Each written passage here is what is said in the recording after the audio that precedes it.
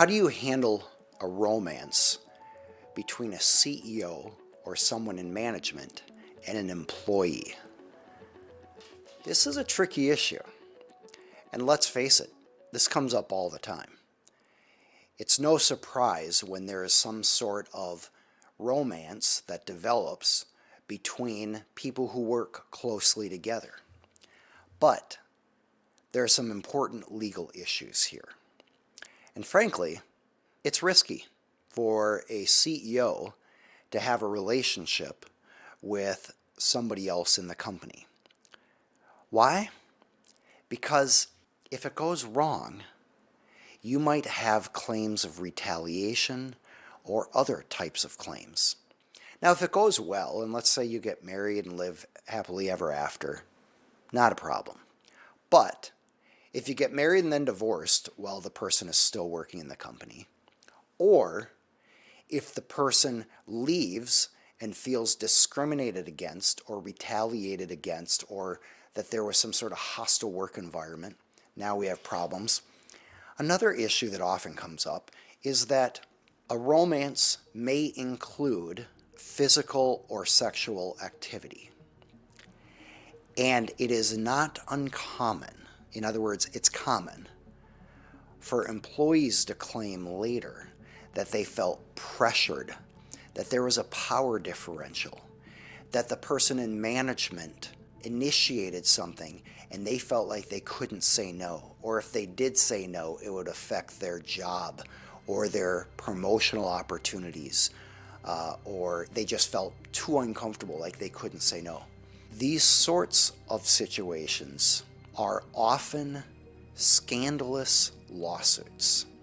And so even if the employee doesn't win, it's often the type of lawsuit that is so embarrassing to the reputation of the CEO and the company that the company is incentivized to pay some sort of settlement to the employee to stay quiet and avoid letting all of this stuff turn into gossip and possibly even get covered on in the media.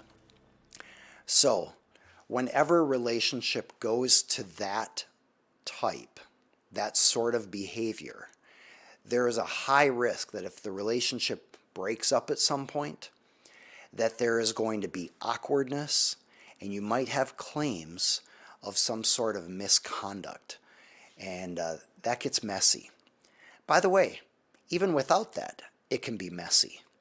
Because often, even if a person is just emotionally involved, they can claim retaliation, they can claim that they were held back from a promotion, or that their relationship with the CEO or somebody in management negatively affected their workplace environment.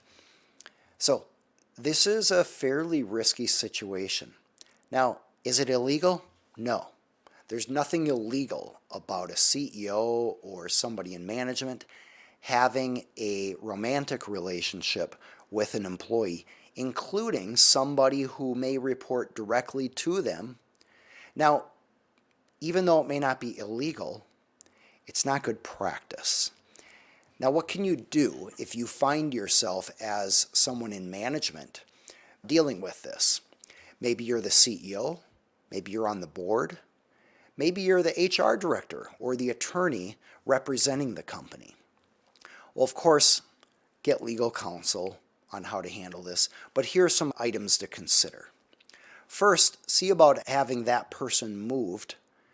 Now, you can't move the CEO typically, but you can have the other employee move to another area so they're not reporting directly to the person they have a romantic relationship with. That act alone can be seen as discriminatory. And so you want to be careful with that and have a conversation typically between the two people who are romantically involved about what the advice of legal counsel is and why legal counsel is recommending that person be moved to a different department. The other idea is to have any decisions regarding that employee's performance, reviews, bonuses, compensation, termination, discipline, etc. All those issues should be dealt with by somebody else, Maybe it's HR, maybe it's their immediate supervisor, maybe it's somebody else in management. But the idea is you want to have a process to exclude the romantic partner in management from the handling of management decisions related to that person. That at least can help somewhat isolate the manager from allegations of mistreatment or retaliation from the manager due to the relationship. As you can see, this is kind of a hot potato. It's delicate for all involved, including for the employee. Because keep in mind, if things don't work out well for the romantic relationship, the employee may not feel comfortable staying there. The employee may need to find a new employer. And frankly, that's often what happens.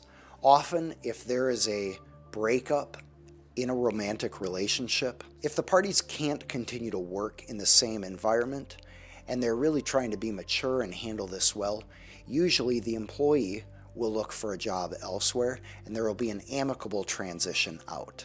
That allows the parties to then operate in a business environment where they don't have to continue to deal with an ex-romantic partner. So it's important for both parties to know what they're in for here, whether you are in management, HR, or somebody else dealing with romantic relationships in the company, specifically between people who are not peers, but they're at different levels.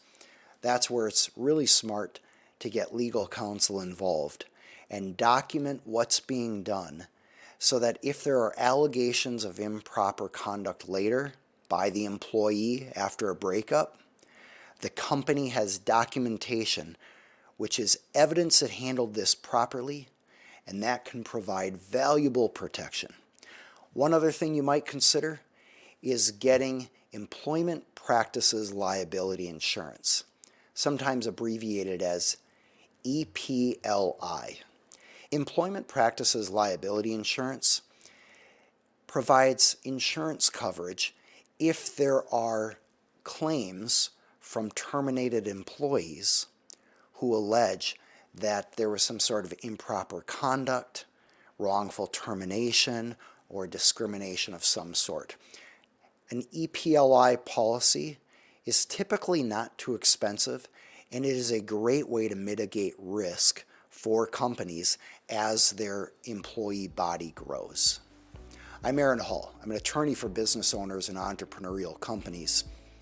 If you'd like to avoid common legal pitfalls and problems faced by other companies, you can sign up for my free guide at aaronhall.com/free.